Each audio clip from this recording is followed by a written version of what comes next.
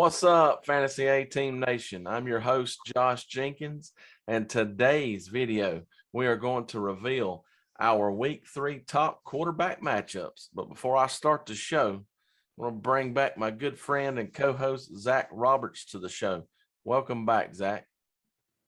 Hey, what's up, Fantasy A-Team Nation?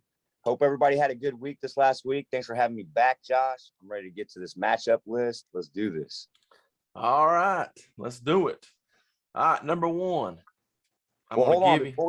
Before we get to the list, let's give them the top guys that we want to say. Man, just start them right off the bat, no matter what. So I want to give out Mahomes, Brady, Murray, Allen, Herbert, even Jackson. After his performance last week, looks like they figured the offense out. They're going to be pretty unstoppable at that run. And then Dak and Aaron Rodgers, he got it together this week. So I know it seems like a lot, but all those guys have to start. You drafted them. If it's not their bye week or they're not hurt, play them. All right. They're all heating up on fire, if not. So now let's get to number one. You said Russell Wilson. Yep, Russell Wilson. Last week's game, he was good.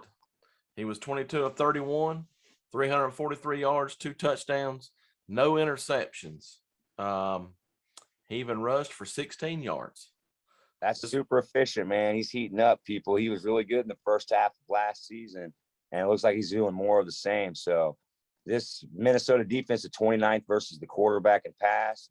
So, like, he threw for, what would you say, 340 something last week? He's going to put up at least 300, I bet you, this week. So that'll, if you're in a bonus league, that'll get you the bonus for him. DK Metcalf's going to get the ball. Tyler Lockett's going to get the ball. They're pretty potent offense right now. So, man, we love this matchup. Yes, we do. We've seen what Tyler Lockett's done the last 2 weeks. Dude, nobody can hold him right now. It's too warm, I guess, man. Don't let that guy be in warm weather. All right, number 2, Matthew Stafford. Last week was another good week. 19 of 30, 278, 2 touchdowns. He did have 1 interception. Yeah, he was still really good last week. And this week's going to be a tough sledding versus Tampa Bay. They're 21st, but they're still a high-scoring offense. So I look for McVay and Arians' offenses to put up a lot of points this week. Man, that Stafford-Cooper Kupp connection is on fire, people. And so I don't know. You look for Arians to probably double-team Kupp this week, I'm sure, which will open it up for some of these other guys. Maybe Tyler Higbee might get a little more production. I know last week he didn't have great numbers, but he's still a viable option for tight end, I think. So I think his numbers will go up. I think Tampa Bay will probably double up on Kupp. So some of these other guys, that Van Jefferson from the first week and stuff, some of these other guys that are going to step up in McVay's offense. So hopefully Darrell Henderson will be ready coming out of the backfield. I know he got banged up last week. So I look for it to be a really good game and Stafford to have a good game. I love this matchup because Stafford's a new revitalized quarterback, or however you want to say it, in LA. Man, he's looking great. He's such a gunslinger.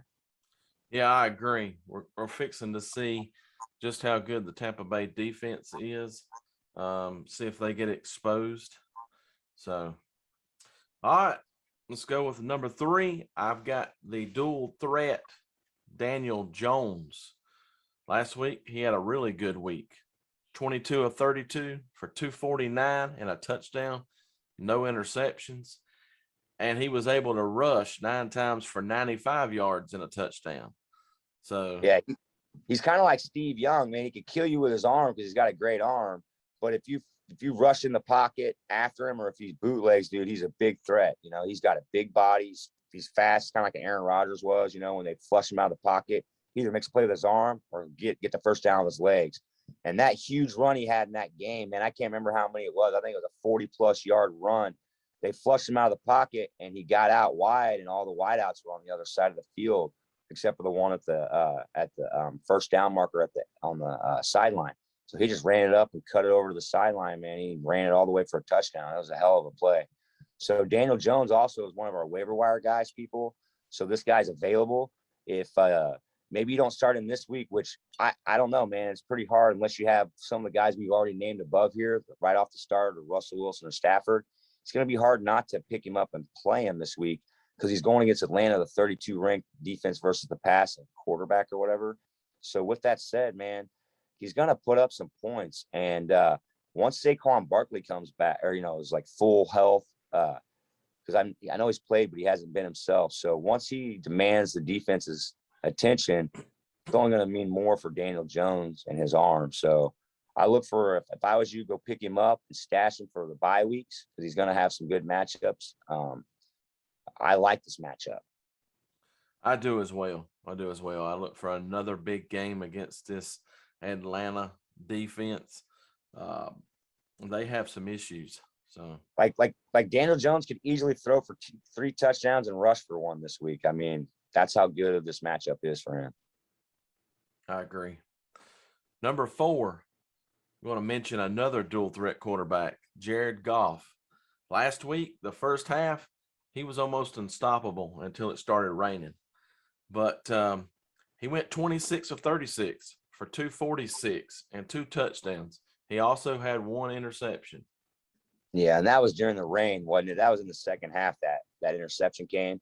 He did have a great game that first half, and the rain kind of messed with him. This week versus Baltimore, Baltimore's 28th versus the pass, but they have a really good run defense, and they hold the ball because they run the ball. So this could be a mid-20s game for both teams, like a 21-28 or something game.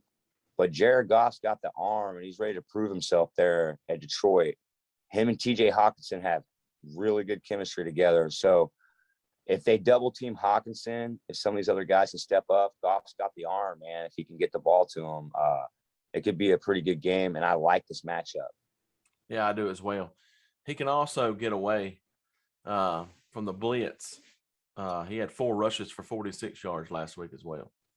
Which that's pretty good. I mean, that continues to keep the drive alive and continue him to give him options down the field towards those red zone targets we need. So, all right, let's go with our number 5. We got Jimmy Garoppolo from the 49ers. He had a good game last week, 22 of 30 for $189, 1 touchdown, 0 interceptions. He did rush for 11 times for 20 yards and added another TD. Yeah, so he was solid, very efficient last week. He's playing Green Bay this week versus the 26th on the pass run, or versus the passing the quarterback. So Garoppolo is a really good option, and with it being against Aaron Rodgers in Green Bay, they're going to put up some points. Green Bay figured it out. So if the San Francisco defense can slow Green Bay down just enough to get a couple 3-and-outs, that'll give Garoppolo and them a few more possessions to try to get, the ball down the field and keep the score close and maybe win.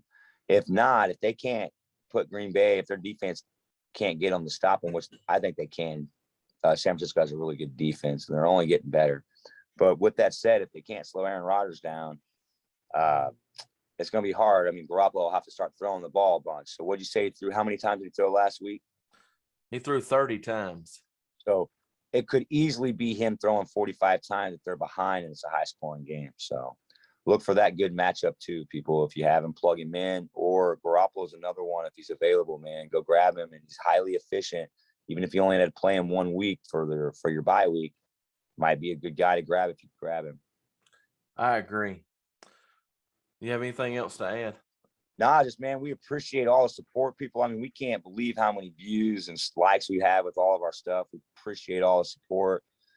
Share it on your social media. Make sure you come back and watch these videos for this week and the weeks coming ahead. We'll try to help you guys win. Hopefully you guys won last week. Hope you guys pump these points up and let's get these wins, people, man. We appreciate it. That's all I got for you, man. All right, folks. There you have it. There's our best available matchups that we could pick for this week. If you have any questions, concerns, leave them down below and we'll get to them as quickly as possible. As always, if you enjoyed this video, give us a like, hit that subscribe button, and remember, friends don't let friends auto draft.